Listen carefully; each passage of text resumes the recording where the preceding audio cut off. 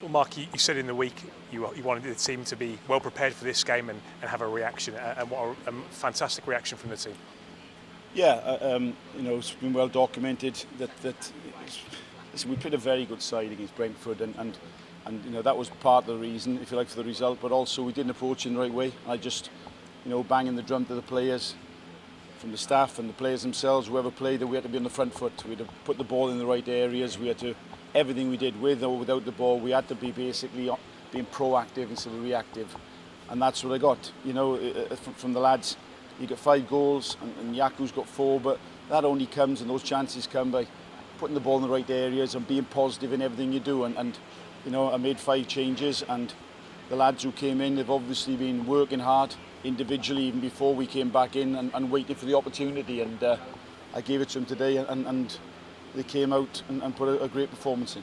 I mean, that's one of the factors really right at the start of the game. There was a few eyebrows raised, if you like, because he'd put in a few players, a couple of young lads, Tom McIntyre, Gabe Osho, Pele and Tyler hadn't played so far since the restart. John Swift with the armband, and yeah, all came together. Those guys were exceptional. Yeah, and I think Jurgen Klopp was saying with the Liverpool lads, people asking him if they could put youngsters in, and he said only if they deserve it. I haven't just made changes for the sake of it. I've made them for the reason that the lads coming in were hungry to get in, to show what they're worth, and were ready to go.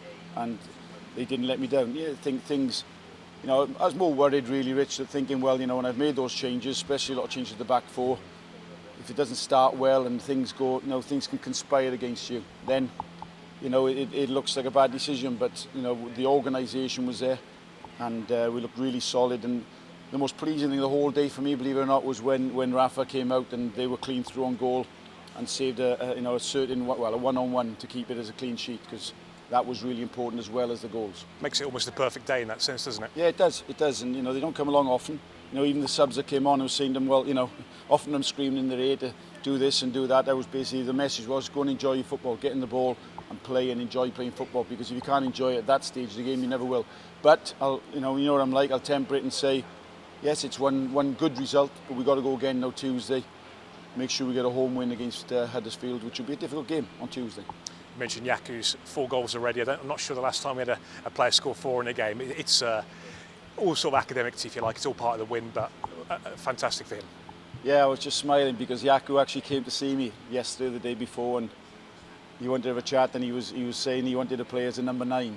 Could I play number 9? And after the game today, I did say to him, I said, look, you get as many chances coming in from that wide area, because sometimes you're harder to mark.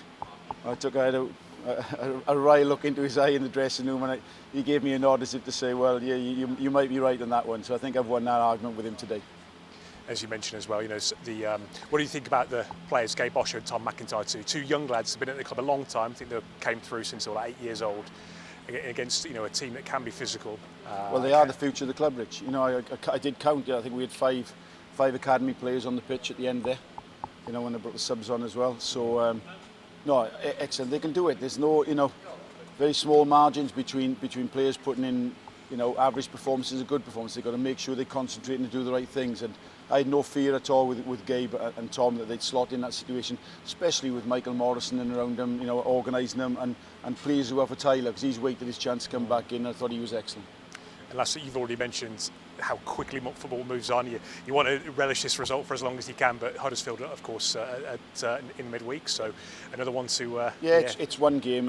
Somebody asked me about that old question about, have you got anything to play for? Well, okay, if we haven't got a top 6 to go for, which we were hoping for, but we've got to keep demanding of each other that we, if not top 6, top 10, if not top 10, top 12. We've got to have something to play for and to push on from now in the next, 5 games.